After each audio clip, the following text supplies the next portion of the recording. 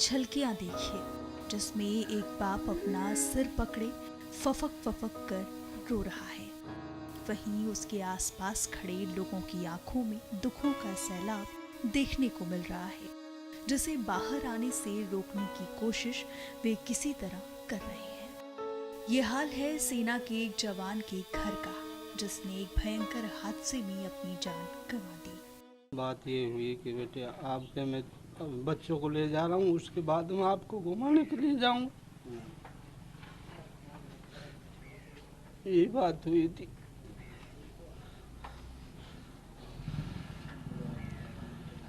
परिवार में कुछ और बातें होती थी जब घर पे आता था, किस तरीके की आपकी बातें होती थी?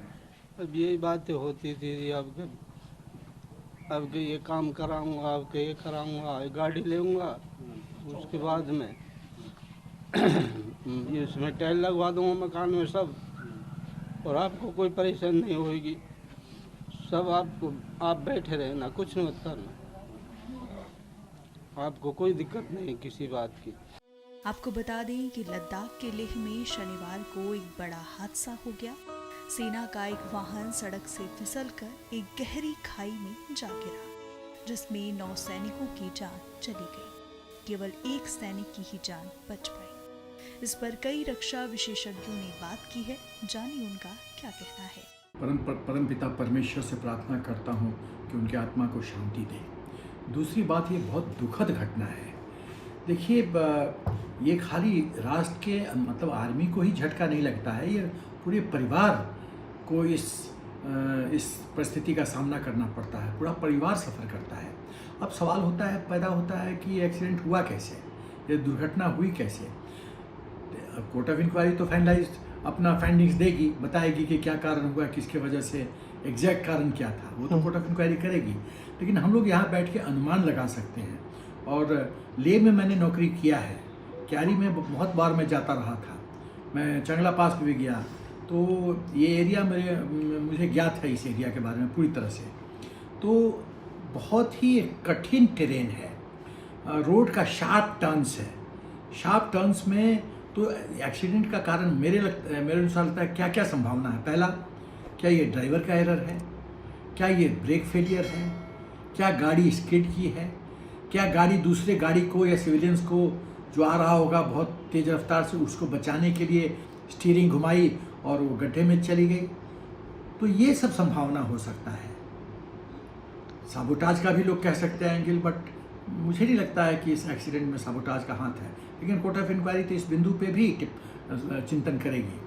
तो ओवरऑल ये कहा जाए कि ये बहुत दुखद घटना है, और हमको अपना SOP स्टैंडिंग ऑपरेटिंग प्रोसीजर इस तरह से बनाना है कि कम से कम एक्सीडेंट हो। 100% तो एक्सीडेंट अवॉइड नहीं कर सकते आप। ये एक दुखद घटना है जिसे हमें बहुत ही दुख होता है, क्योंकि जो देश की जो ट्रेंड मैन पावर है ये इस प्रकार से चली गई और देश का नुकसान हुआ। लेकिन ये चीज़ समझ में आनी चाहिए कि इस लद्दाख और लेह के अंदर गलवान की लड़ाई के बाद ऑलमोस्ट 50 to 60,000 ट्रुप्स जो इंडियन आर्मी के हैं, अलग अलग आर्म्स के, ये डिप्लॉयड है, क्योंकि वो चाइना का थ्रेट वहाँ पर है। और इनकी डेली रेगुलर मूवमेंट चलती है। कोई छुट्टी जा रहा है, कोई टेम्परेरी ड्यूटी जा रहा है, कोई पेट्रोलिंग के लिए जा रहा है, कोई फायरिंग के लिए जा रहा है, एक्सरसाइज के लिए जा रहा है, यानी मूवमेंट ये करनी ही पड़ती है। ये सब ट्रेचरस एरिया है। यहाँ पे हाइट 9,000 फीट से लेकर 14, 15, 16,000 फीट होती है। रोड्स स्लिपरी हो जाते हैं, बर्फ़ पड़ जाता है, बारिश शुरू हो जाती है, क्लाउड्स नीचे आ जाते हैं। तो इससे जो ड्राइवर है उसको गाड़ी चलाने में दिक्कत आ सकती है। तो जब तक सवाल है कि ये इंसिडेंट्स क्यों हुआ, इसकी कोर्ट ऑफ इंक्वायरी तो हमेशा होगी ही। कोई कारण, जो नए कारण है, इसका पता लगाया जाएगा। जो मूवमेंट के जो आजकल के रूल्स है, जिसे हम SOP बोल सकते हैं, स्टैंडर्ड ऑपरेटिंग प्रोसीजर बोल सकते हैं, वो रिव्यू की जाएगी कि जल्दी से जल्दी होना चाहिए, और कोई गलती हो गई है तो इसे जरूर दुरुस्त करना चाहिए। सबसे बड़ी बात ये है, ये बताने की कोशिश करेंगे कि ये बड़ा टेक्निकल मामला हो जाता है जब आप इसको ऑपरेशनलाइज करते हैं। देखिए, ये बड़ी व्हीकल होती हैं, आर्टिलरी टो व्हीकल है, उसके अंदर 10 जवान हैं जो कि फाइटिंग क्रू होते हैं। उनकी ट्रेनिंग में सालों लगते हैं, ये 6-6 महीने की ट्रेनिंग नहीं होती, ये सालों लगते हैं।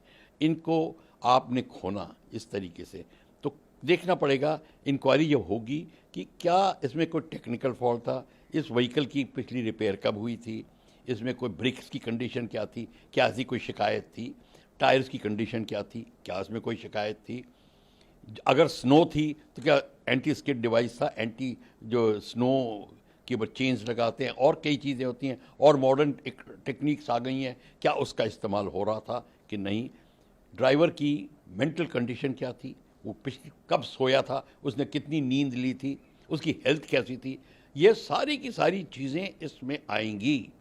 मैं आपको बता दूं, ये ऐसी साधारण सी इंक्वायरी नहीं है कि कोई भी आके खाना पूर्ति करके बैठ जाए, नहीं, ऐसा नहीं होगा। और इंक्वायरी की हम आशा करते हैं कि इंक्वायरी की पूरी रिपोर्ट भी सामने आए ताकि पता चले, और मीडिया का काम है कि अब मीडिया पूछे सरकार से कि अब वो जो उस तारीख को आपका एक्सीडेंट हुआ उसकी रिपोर्ट कहाँ है, ये ज़रूर होना चाहिए।